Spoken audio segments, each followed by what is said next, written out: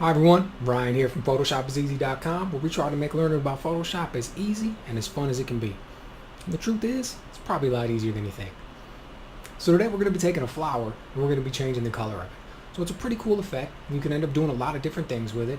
Now, the technique that we're going to be using today isn't necessarily the technique that you'd be using for everything when you want to change the color, because depending on the original image that you have, how the background looks, other colors that are shared by the, if you want to change a red and there's other things like in this photo where there's other reds that are going to be affected by it, there's different techniques that you're going to want to use. But this is a really nice one. It's pretty easy, quick one to be able to learn, and it's really powerful, and there's a lot that you can do with it. So let's jump right in and take a look.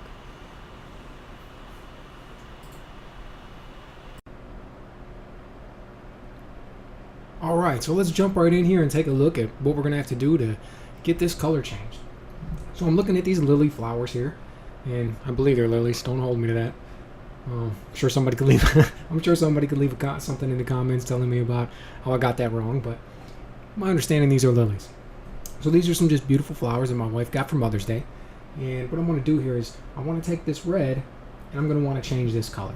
Lilies typically come in orange, pink, red, white, and yellow. But let's just say you're over here and you say, hey, I want to stand out for whatever reason. I want to really make this flower pop. I want to act like, I got something that's really unique. I'm going to tell people that I genetically engineered something behind the scenes, and I've got flowers that nobody else has ever seen before, right? So we're going to take these red lilies and we're going to turn them into blue. So how do we do that? Now, there's a lot of different ways to change colors when you're using Photoshop, and it's all going to depend on the image, right? The original photo that you have and what it is that you're changing. That's going to determine the method that you use. So this is just going to be one of them. We're going to be making more videos in the future too, because just outlining the different ways that you can do stuff. So based off what we got here on this folder, or this image, let's take a look. So we've got this, and this is red here. So we're going to highlight this, the layer down here, which is layer 0. We're going to go up here to select, and we're going to choose color range. You can see right away this does a lot. A lot goes white and a lot goes black. So the way this works is whatever's white in this image here is what's going to be affected once we change the color, and what's black won't be affected. So up here in the box, we take a look, and we've got some options out of this drop down. So the first one is sample colors, and we can also choose reds, yellows, greens, cyans, whatever it is. Skin tones, even different things, and all of them work pretty well. Odds are it's not going to be 100% what you're looking for, so you're going to have to change it a little bit. But what we're going to work with today is going to be sample colors. So we choose sample colors, and usually the fuzziness over here defaults all the way at the top at 200. But I've been playing around with this already today, getting ready for the tutorial, so it was set at 30. But you can see, even we choose sample colors. If I just click over, and I like one other thing I want to mention is this is the preview here. So selection just kind of mirrors what you have there. And a lot of times that's good, but for this one I'm going to choose image, and the reason I want to do that is because I've got so much going on, and I want to make sure that I'm not catching any of the other flowers or any other colors that I'm not supposed to catch when we're making our selection. So I'm going to choose image, because then it just gives me a good guideline to go off of and how I can tweak things how I want. So we've got sample colors, and you can see we've got our eyedroppers, standard, and then a plus and a minus. So what it is it's actually going to take the colors that you sampled. So I go over here, you see it gives me the eyedropper icon. This is our red flower that we want. So I choose this. Okay, cool. You can see right away this becomes very white, along with some of these other red leaves that we have in the backgrounds. However, flowers aren't just one color, particularly lilies. One of the things that makes them really beautiful is the fact that they've got so much going on, right? A lot of different shades, the way things blend and move. So you can see some of these other flowers, like this one, it's like primarily a yellow or an orange or something based off of how it looks here, but it's also got reddish hues in it, which is why it's not exactly white like this, but it's not black like this either. So you can see it's kind of grayed out there. But the thing about it is, I don't want every flower that shows any red at all to change. I just want it to hit the ones that are really red. So it's going to be this big one and a couple of these other ones that are in the background. So this is where we end up tweaking it a little bit with the color range. So the first thing we're going to do, we're going to take down this fuzziness level. Now, as we take that down, you see it starts to weed out or darken the things that aren't a strong red. But the further down that we get, as we're starting to get rid of these, you can see it's starting to affect this as well, which is fine. We're going to tweak it. So we take this all the way down, and I took it down before to 30, right? I think 30 was a good number for what I'm working with here. That's going to vary, depending on what you're working with. You're going to have to tweak things. You're going to have to move it around a little bit, and that's fine. So I've got it at 30, and that's obviously not everything that we're looking for here with this flower. So now is when we go over here and we add the plus icon, right? Because that gives us our original selection. Now we're going to take this plus and we're going to put on here. So I click on some of these dark spots because this is the flower that we're looking for. All right, and I really want those to go. And you can see as I'm clicking it, it does a really good job, but you can see as I'm clicking it here, a lot of other things are getting added. So then we're going to turn around, we're going to click on this minus. We're going to want to take some stuff out. A few things like this green here, we're going to take out. That's not what we're looking for. Let me go back to this plus. You know what? Get this on here. We're going to settle like this. You know what? And we'll end up tweaking it a different way. I think you'll find this is actually be a pretty good one. Okay, so we take this here. We can see that this is the main selection that we're looking at here based off of our image. Like I said, we've got some other ones that are in the background, and those ones are looking good as well. So we'll take this, we click OK. Now, you can see it loads that selection for us. Okay? It's got all of this, although it also has some other things. But we're going to go back and we're going to tweak that later. So now that our selection is chosen, which is actually the hardest part, we're going to go ahead and we're going to add a hue saturation layer. So we choose that, and you can see right away the selection that we had loaded into the hue saturation layer, which is applying it like it's a layer mask.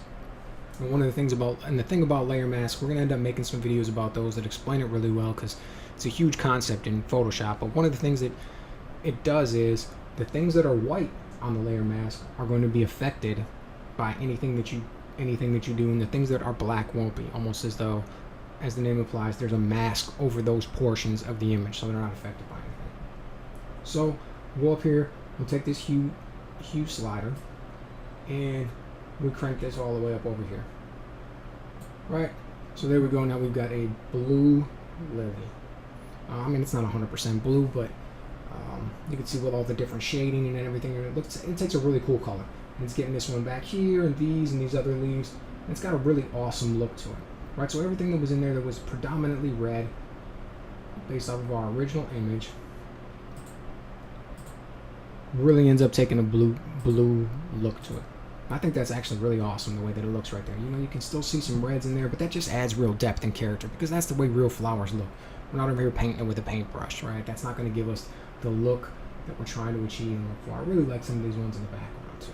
It looks awesome. However, there's more to the story than that, right? Like, take a look over here at these flowers, and you can see the way they originally looked. And that's not necessarily everything that we want. So here's where some tweaking comes in. So we want to make sure that we've got this layer mask selected, and like I said before, things that are on it that are black are not going to be affected by the hue saturation, and things that are on it that are white will be. So what you can do here, real easy trick, is we choose our brush tool, make sure we've got black as our selected color, go over here. Because of the size of the photo, this is going to be a pretty big brush, 158 pixels, and we can actually just start painting directly on the layer mask. Alright, and we just want to paint over everything that we don't want affected by the change that we made in the hue saturation layer. And it just takes all of that out of there. Look at that. You know, as we're doing it, you know, depending on what you're working with and how specific you want it to be, sometimes you're going to drop down the size of the brush to make sure that you're respecting the boundaries of it, and you're not affecting anything that you don't want affected, or you don't want to dig into that flower. You know, of course, if you do, all you have to do is the exact opposite, go back and paint it white, and when you paint it white, everything's going to show up again. So you can see we can just literally paint black, and it gets rid of everything that we didn't want to be affected. I'll go in here and catch this, take care of that. A little bit up here. Because that green adds a real nice contrast to things. I want to get this green going, but also watch out for that flower that's in the background. And this isn't the most specific. As I mentioned before, when you get down here around the edges, particularly like in like a little cranny like that, you may want to drop this down a little bit so you get a smaller brush tool, and then you can really get in there without affecting anything other than what you specifically want to affect. So let's take a look here. How's that look? You know what? I'm going to catch a little bit of green down here still. Let me crank this back up. We can get some of these things. This down here.